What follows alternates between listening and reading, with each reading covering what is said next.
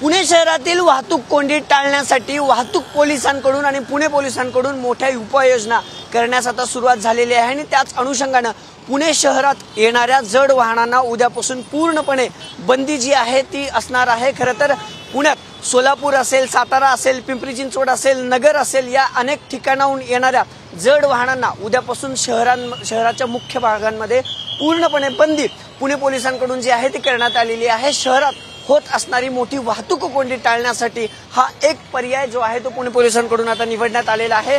खरं तर उद्यापासून या निर्णयाची अंमलबजावणी होणार असल्याची माहिती वाहतूक पोलिसांकडून देण्यात आलेली आहे।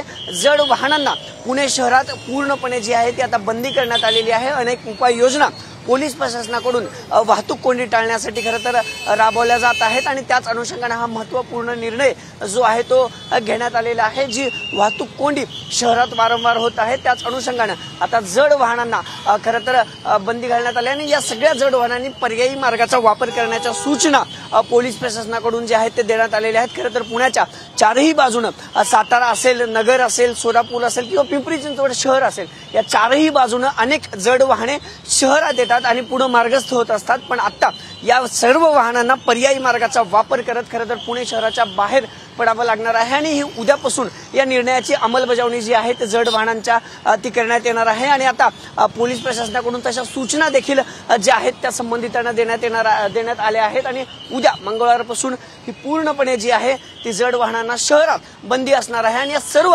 वाहनांना पुणे शहरातून बाहेर पडण्यासाठी पर्यायी मार्ग वापरण्याच्या सूचना वाहतूक पोलिसांकडून आता देण्यात आल्या आहेत। कॅमेरापासून तुषार नानावरेसह अभिजित पोते, TV9 मराठी, पुणे।